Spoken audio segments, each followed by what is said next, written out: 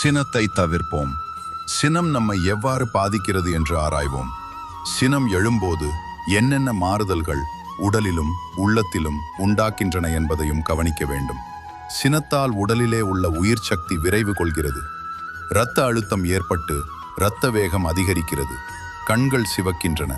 நரம்புகளில் படபடப்பு ஏற்பட்டு அவை பலவீனமடைகின்றன. இவ்வாறு பலவிதமான பாதிப்புகளை பார்க்கின்றோம். இதன் விளைவாக உடலிலே பல தொடர் நோய்கள் உண்டாகின்றன.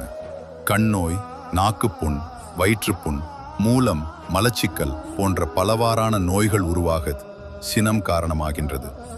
ஏனெனில் சினம் எழும்போது நமது ஜீவகாந்த சக்தியானது அதிகமாக வெளியேற்றப்படுகிறது.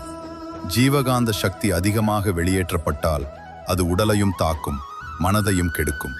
சினம் என்பது என்ன என்பது எல்லோருக்கும் நன்றாக தெரியும். சினமானது எவ்வளவு கொடியது என்பதும் ஒவ்வொருவருக்கும் ஒவ்வொரு விதத்திலே அனுபவமாக கிடைத்திருக்கும். சினம் எழுந்தால் அது பிறர் உள்ளத்தையும் புண்படுத்துகிறது. தன்னையும், அதாவது தன் உடலையும் தன் மனத்தையும் கேடுறச் செய்கிறது. தன்னையும் கெடுத்து பிறரையும் கெடுத்து தற்காலத்திலும் துன்பம் உண்டாக்கி பின்னரும் துன்பத்தை நீடிக்கச் செய்யும் ஒரு உணர்ச்சி, வயப்பட்ட பகை உணர்வு சினமாகும்.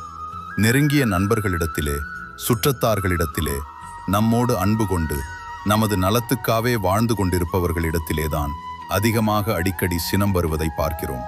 தீமை செய்தார்க்கும் நல்லது செய்ய வேண்டும் என்ற பண்பாடு உடைய இந்த மனித சமுதாயத்தின் உயர்விலே நல்லது செய்பவர்களுக்கும் தீமை அளிக்கும் ஒரு எண்ண வேகம், உணர்ச்சி வேகம், சினம் என்றால் கட்டாயம் அதை தவிர்க்கத்தான் வேண்டும். அருள் தந்தை.